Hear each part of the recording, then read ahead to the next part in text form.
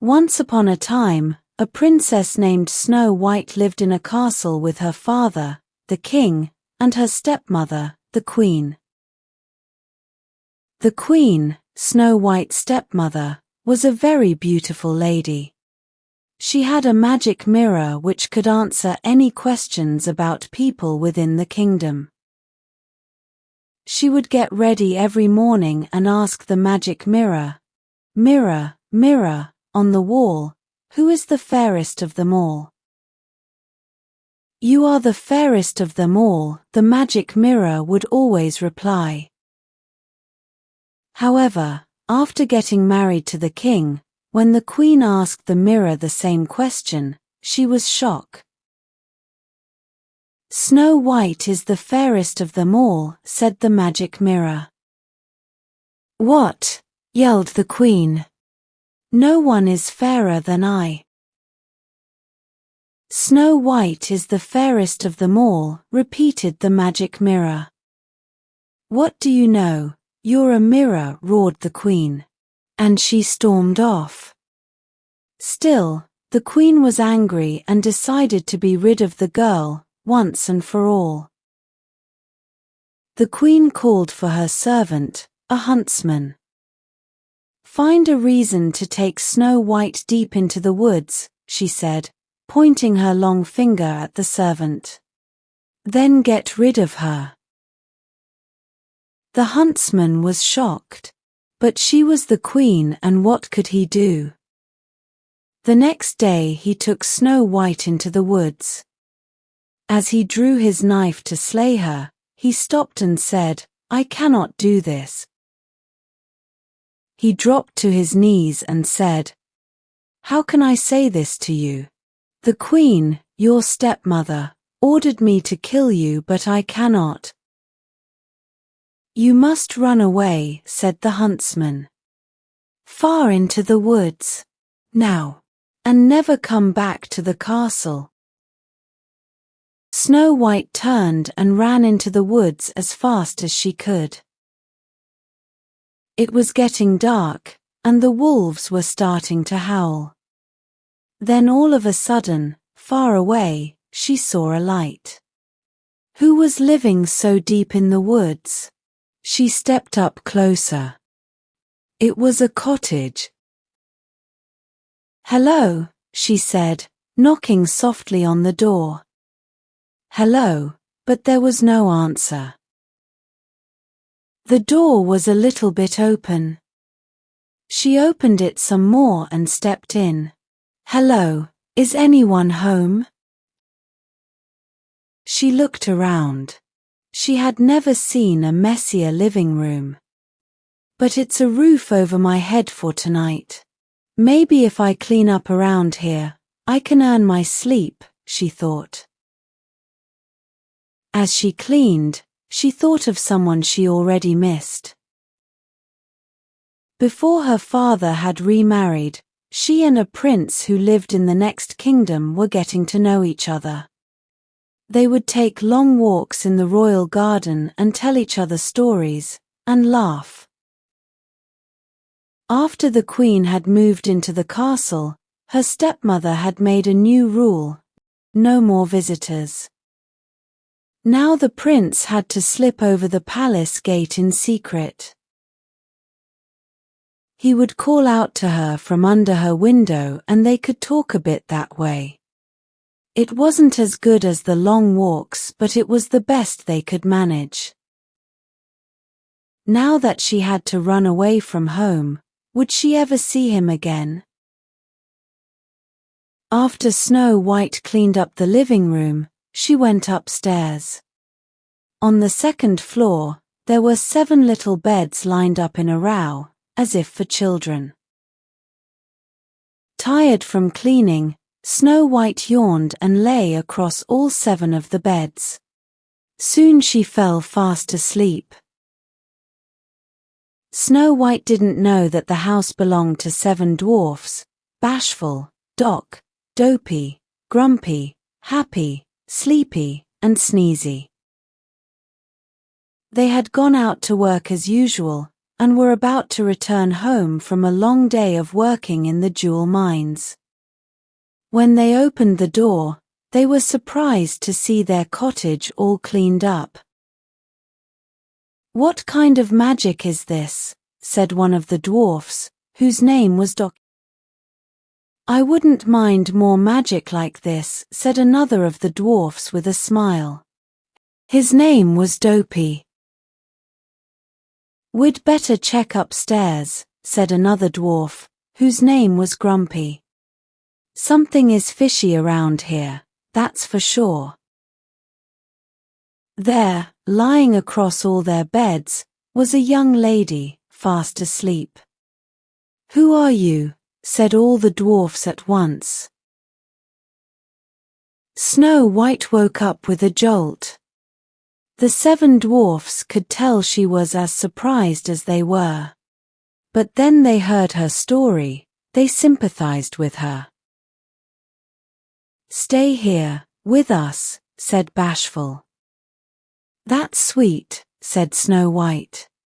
"But if I were to stay here at your home, I would have to do something for all of you." "You already cleaned up our place," said Sneezy. "But there must be something else I can do for you," said Snow White. The 7 dwarfs shrugged. "Do you know how to read?" said Document. "We have these books filled with wonderful tales and would love to be able to read them." And so it was agreed that Snow White would teach them how to read. To celebrate their new friendship, Snow White and the 7 dwarfs sang and danced the night away. The next morning the dwarfs left the house for work. Back at the castle, the queen marched up to her mirror. "Mirror, mirror on the wall," she demanded, "who is the fairest of them all?" "Snow White is the fairest of them all," said the magic mirror. "That's impossible," screamed the queen. "The girl is no longer alive."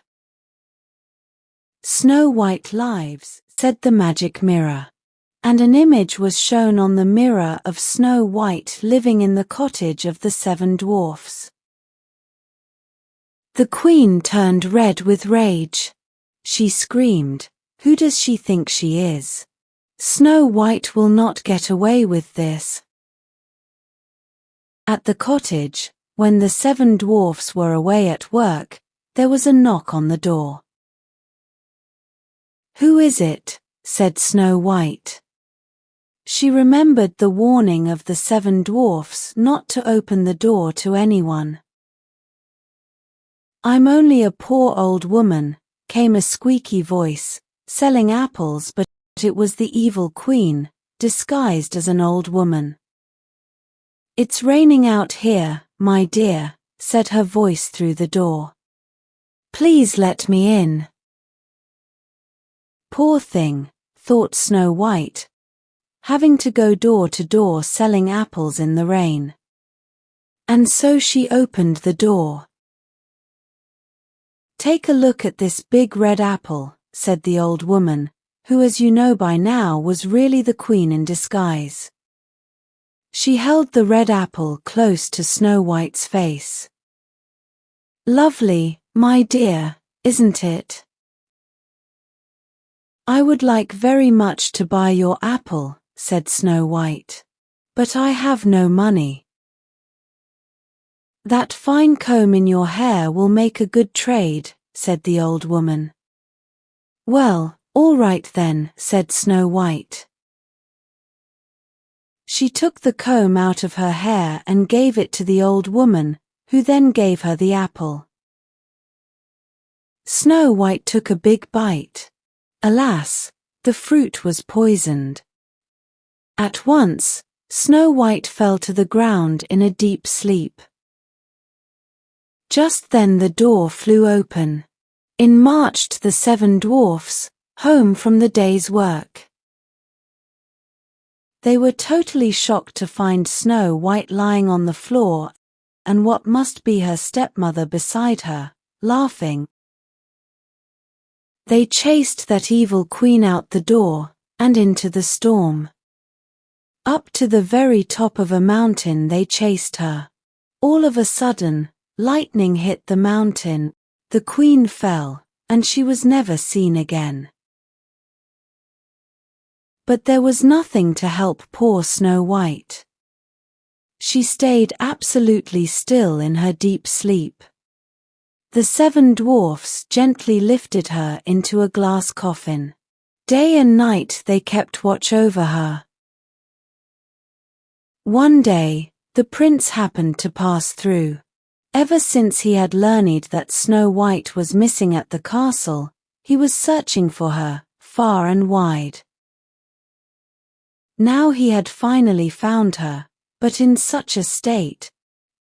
The prince pulled open the glass coffin. Her face glowed so bright, even in that deep sleep. He gently took one of Snow White's hands in his own. At once, Snow White's eyes opened. With that, the evil queen's spell was forever gone. Now nothing stood in the way for Snow White and the prince being together forever. They returned to the prince's kingdom and lived happily ever after. The moral of Snow White's story is vanity will not take you far, but kindness will. In this short story, the queen was completely indulged in vanity, which messed with her mind. But kind-hearted Snow White found friends and met a prince that loved her and stood by her. If you enjoyed this story and found it interesting, please like this video and share your thoughts in the comments below. Don't forget to subscribe to our channel for more exciting stories. Your engagement helps us create more content that resonates with you and our community. Thank you for joining us. Until next time, keep reading, keep growing, and never stop exploring.